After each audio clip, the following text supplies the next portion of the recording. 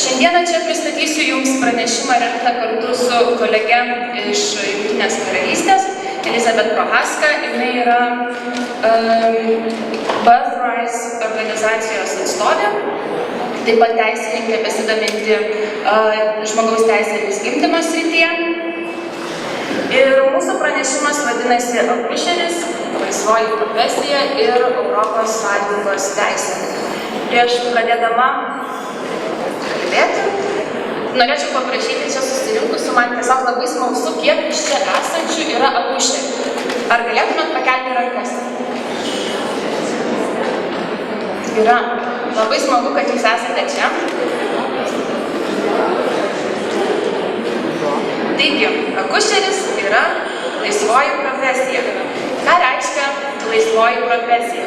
Laisvoji profesija reiškia tai, kad šios profesijos atstovai gali verstis savo profesiją laisvai, nepriklausomai ir savarankiškai.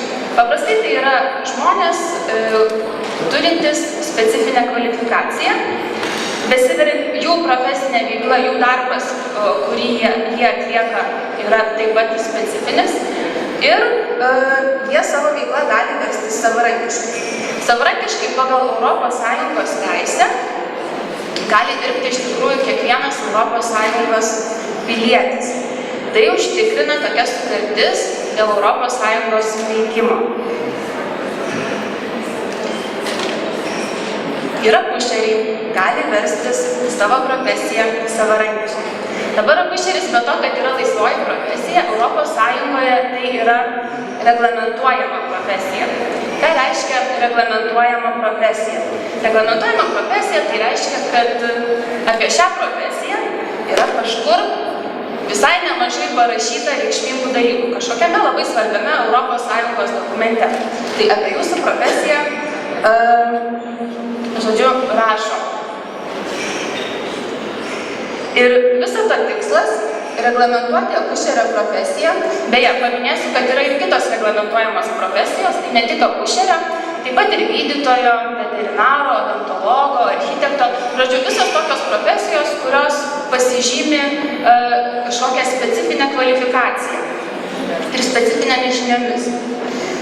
Tikslas reglamentuoti tokio pobūdžio profesijas yra toks, kad visose Europos Sąjungos valstybėse būtų nustatyti vienodi reikalavimai ir vienodi standartai toms profesijoms. Tai yra, kad pavyzdžiui, Danijoje, kalbėdami apie akušerį, mes suprastume, kas yra turima omeny. Kad akušeris tai yra tas žmogus, kuris, pavyzdžiui, gali priimti gimdymą, kuris gali pakonsultuoti nėščiąją moterį, kuris gali prižiūrėti naujagimį ir patarti jo mamai, kaip ką daryti. Pagal Europos Sąjungos teisę akušeris gali dirbti tiek pagal darbo sutartį, tiek savarankiškai. Lietuvoje tas reikštų, kad akušeris turėtų turėti galimybę dirbti ne tik pagal darbo sutartį, bet ir, pavyzdžiui, versti savo veiklą savarankiškai, tarkim, užsiėmus verslo liudijimą arba užsiėmant individualią veiklą. Deja, mūsų akušeriai Lietuvoje to daryti negali. Yra toksai, žodžiu, koks Europos Sąjungos teisės aktas reglamentuoja akušerio profesiją.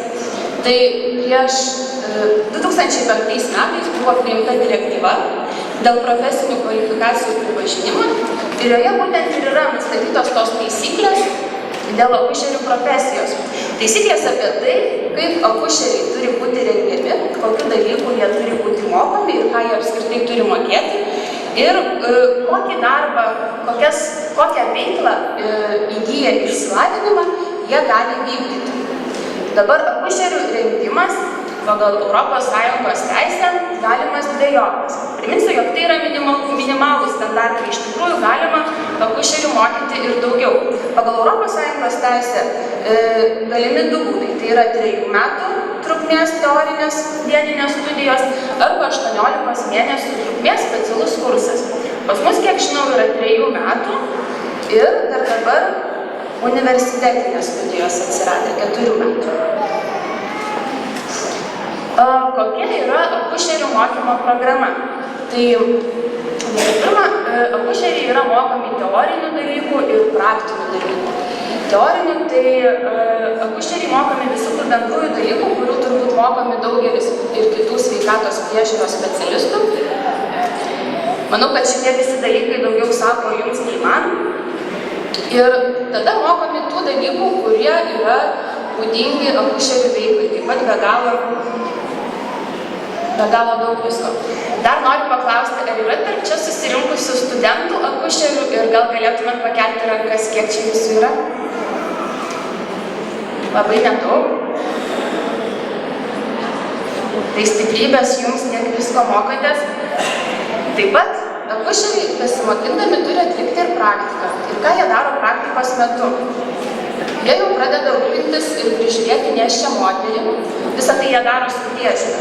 Dalyvauja gimdymuose, padeda gimdymuose esant segmeniniai pirmygai, taiko epiziotomiją ir mokosi užsiūti žaizdą ir rūpinasi moterimis esant patologiniams atvejams. Daro ir kitus dalykus, bet čia tiesiog neišskyriau. Dabar pagal ES teisę yra sutarta Europos valstybės narės, kai priėmė tą direktyvą.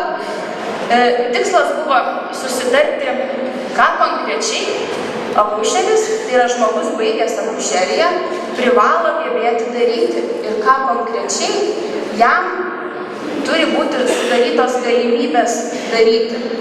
Tai yra, jisai gali konsultuoti, jisai gali prižiūrėti normalų nėštumą, diagnozuoti rizikingą nėštumą ir nukreipti į gydytoją, rūpintis motiną gimdant, stebėti vaisių gimdymo metu.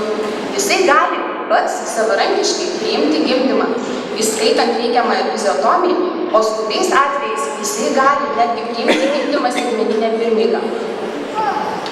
Taip pat jisai privalo gebėti atpažinti grėsmingus požymius kūdikio ir motinos sveikatos, mokėti taikyti reikiamas skubes priemonės, pavyzdžiui, gaivinti naujagimį ir taip toliau.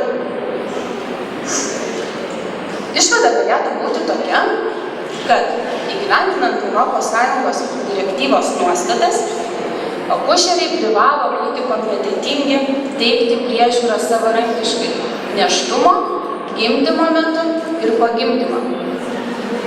Dabar visa šita direktyva ir visas tas ES teisėje atsiradęs reglamentavimas dėl akušerio atsirado ne tik tam, kad mes vienodai traktuotume akušerio profesiją. Pavyzdžiui, Danijoje ir Lietuvoje, kad akušeris susikalbėtų su akušeriu, bet ir tam, kad iš tikrųjų būtų atvertos ES valstybių narių duris baigusiam akušeriją studentui vykti į kitą ES valstybę narę ir verstis būtent ta veikla, kurią jisai mokėsi ir verstis ir kurią jisai studijavo. Ir ta direktyva tai yra toksai kaip vadovas visoms valstybėms, ko mes galime tikėtis iš akušerių, kokie yra jam lūkesčiai. Analogiškai tai yra vadovas ir pačiam akušeriui, nes toje direktyvoje yra įvardinamos veiklos, kuriomis jam turi būti leidžiama verstis.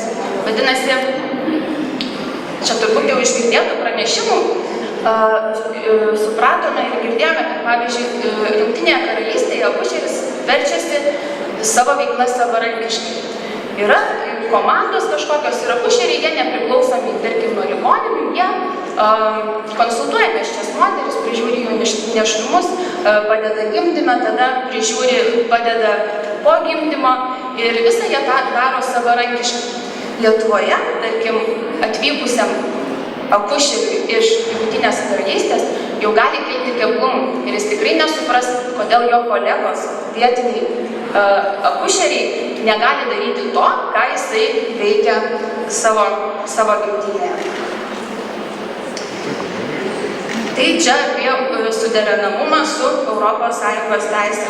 Jog, kaip minėjau, Lietuvoje akušeriai neturi galimybės verstis savo praktiką savarankiškai, jie gali dirbti tik tai pagal darbo sutartį ir tokiu būdu mes einam į konfliktą su ES teise, kuri garantuoja, jog akušeriai savo veiklą galėtų verstis savarankiškai.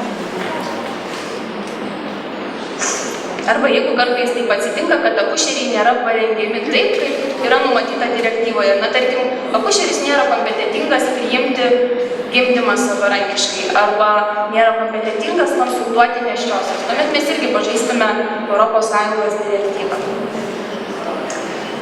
Tai tiek apie ES direktyvą, o dabar kita karšta tema susijusi su akušerio paslaugų teikimu, tai yra Europos žmogaus teisių teismo byla Tarnowski prieš Vengriją, kur taip pat buvo kalbama apie akušerio paslaugas. Tarnowski sprendime Europos žmogaus teisių teismas pripažino, kad yra tokia teisė. Moteris turi tokią teisę gimdyti namuose. Tačiau ši teisė nėra pati viena, jinai yra susijusi su sveikatos priežiūros specialisto dalyvavimu. Paprastai ir įprastai ES valstybėse, kai gimdymas yra nekomplikuotas, tas sveikatos priežiūros specialistas tai yra akušeris. Ir valstybė, kuri draudžia akušeriams ateiti ir priimti tokį gimdymą, arba draudžia tiems, kurie nesant draudimui dalyvauti tokiame gimdyme, iš tikrųjų pažeidžia konvenciją. Taigi, išvada yra, kad mes pažeidžiam ne tik direktyvą, kad galimai pažeidžiam ne tik direktyvą, bet ir Europos žmogaus teisių ir pagrindinių laisvių apsaugos konvenciją. O dabar kaip mama, norėčiau pasakyti tokį dalyką ir paraginti visus čia esančius akušerius ir akušerės labiau pasitikėti savimi, nes mums moterims jūsų iš tikrųjų labai reikia. Ir kai pasižiūrėjau, kiek daug dalykų jūs čia mokotės, jūs tikrai galite daryti tai, ką darote ir dar daugiau. Ačiū Jums.